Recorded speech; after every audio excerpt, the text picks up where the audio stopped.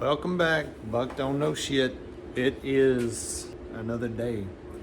Waking up this morning, walking outside, scratching my head and my ass, wondering what the hell did I get into. Yeah, I think today is going to be a grinding and painting day, my favorite. It's what I'm so good at.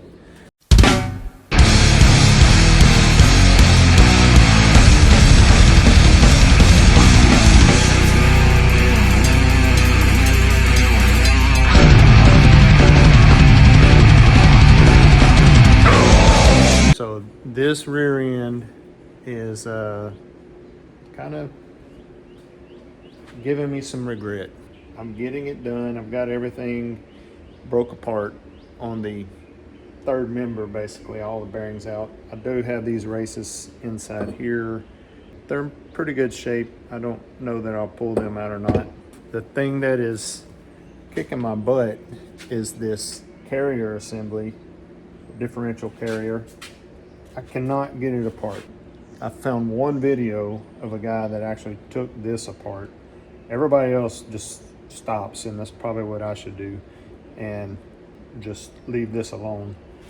Put it back in, even though this is where all the magic happens on the differential there. Like I said, I think in a previous video, I did pull this, I was able to get this pin out that the two of the pinion gears ride on in the differential. Now I can't find the, there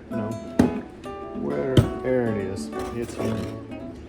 And it is, the metal there is like rolled over that flat spot, galled, and you can see the scarring on the shaft and you can feel it. It is worn down a pretty significant amount on both ends.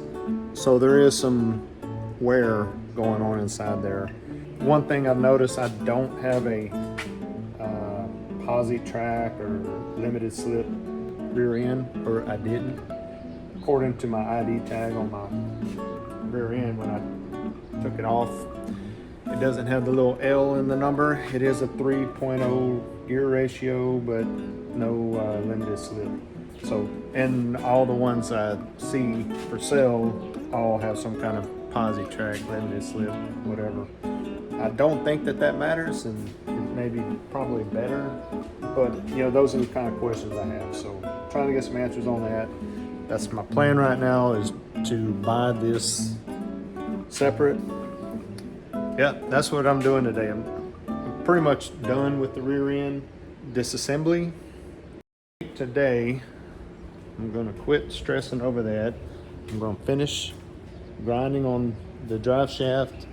I got the rear end housing ground and ready for paint. And I think I'm going to go ahead and get in here and grind this seam sealer down, smooth it out some, and get this ready for paint.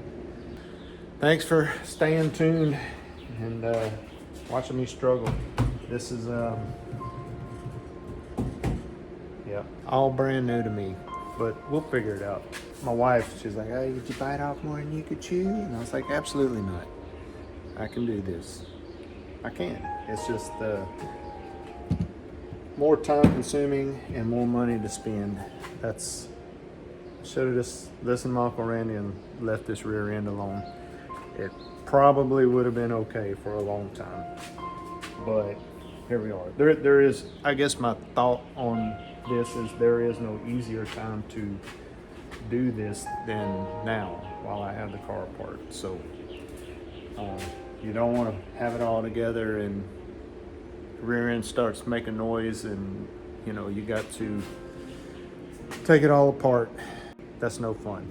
So we're here, it's out, and it is taken apart. So we're going to just move forward. Nothing we can do now. Just gonna do some cleanup on these, get them ready for painting.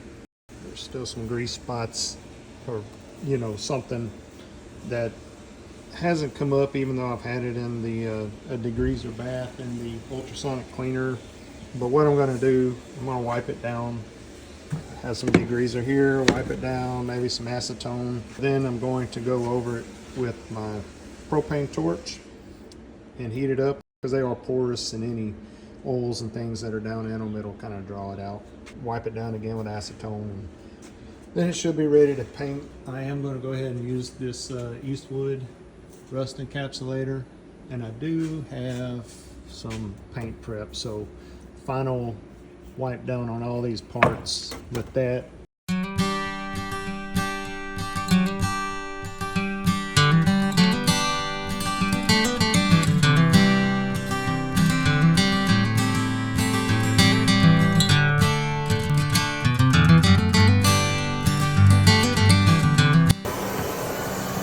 I want to show you what is going on here. You can kind of see as I heat it up, the surfaces kind of get wet. And I'm just running the torch over it until they dry up. And as I go around, some of this moisture is seeping up out of it.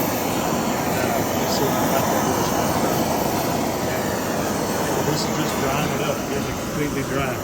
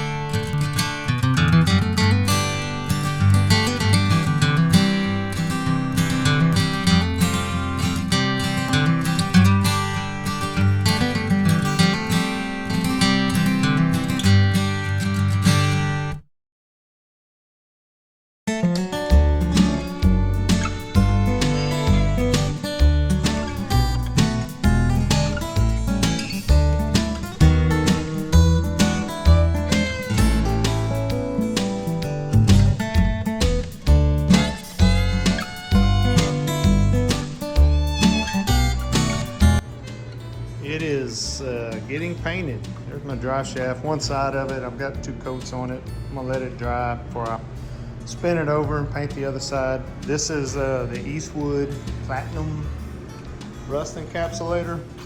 I've got the rear end housing painted also. Haven't started on the inside of the car. I was a little surprised that it's silver. I was thinking I had black. I mean, everything on the can looks like it'd be black, but it is not black, it is silver. But I like the way it looks. Here's the rest of the rear end. I got 2 coats on all that, and I mean, it's pretty much painted, ready to go back together. Well, I do gotta flip the other side on the rear end of the drive shaft, but let that dry an hour or so, and then I'll flip it over and get 2 more coats on the other side. And I'm about to start in here.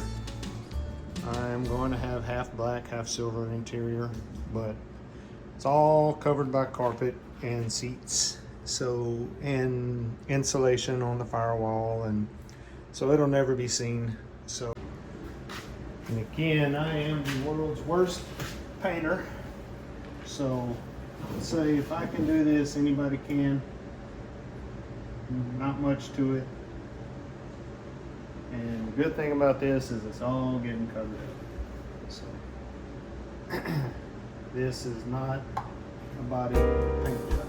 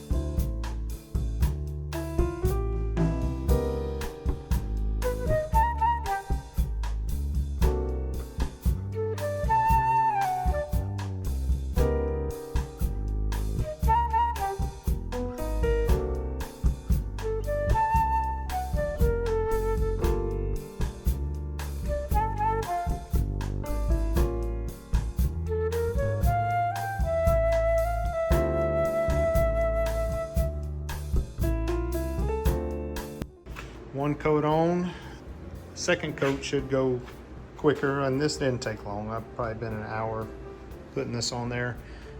Slathered it on in a lot of places where the seam sealer was, trying to fill all the little gaps. Seam sealer should have done its job, but just in case it missed some spots, it doesn't hurt to fill it in with a little rust encapsulator, I guess. But yeah, I like it. I wish I had it all one color, but you know, I'm not going to waste paint on that. I still am waiting. This is to all my eBay sellers. Could have made a sale today if you would have messaged me back. I'm not going to say his name or whatever, but I'm sitting on go ready to buy a part. I had a question, and it would save me money to go with him, but I kind of need the part. And it's, you know, all I emailed him and left a message on eBay. And, you know, at like 8 o'clock this morning, and it is almost 5 now. Have not heard back from him. So for anybody out there in that business, answer your damn customers. What are you doing? Look, it's beautiful, isn't it? Yeah. You don't think so? Silver. Very silver. Aren't you going to go in and scrape all that shit up? Or are you going? No, it's a seam sealer. You really don't want to scrape it up because you might. Oh, I sanded it down some. It's actually down more than it was, but it's very rubbery, so it doesn't sand very well. It's like sanding rubber. So some thoughts on the Eastwood encapsulating paint. I didn't mean, well, I meant to stick it on here. I was just letting it drip off. This was my stir stick. I didn't put this lid back on because I bought this. It's well worth the $7, I think, when you have a $55 gallon of paint that you are going to be using intermittently, like I am. You know, used maybe a quart yesterday. One thing, this does go a long ways. I probably used a quart. Yeah, I mean, you can see, like, probably not even a quart. Definitely not even a quart. And I painted that. Still gotta paint that guy. Did all of this, very thick coat inside here. I don't think I'm doing 2. It does say, you know, 1 coat, 1 medium thickness coat is enough, and I believe it. And I did that and that. Did 2 coats on these, actually, and the other rear end parts. So yeah, maybe 1/8 of a quart did all of that. That's a lot of coverage. Really impressed by that. One thing, wear gloves, because this stuff does not come off your hands. This is from yesterday. Scrubbed, used acetone, used a hard plastic brush as much as I could stand it. Of course, took a bath afterwards and tried to scrub in the shower. And yeah, it basically, what I can peel off kind of takes a little layer of skin with it, so I'm just kind of gonna let it wear off over time. But yeah, so this thick, I stuck on this lid, stood it up yesterday, let it drain, and you can see this is not like normal paint. It will not, I mean, I could probably get rough with it, get some pliers, but I mean the lid is bending and it is not separating anywhere. Maybe a little right down there, but look at that. I can bend the entire lid before it breaks off. So I would say this stuff's pretty amazing. As far as durability, I think it is going to last.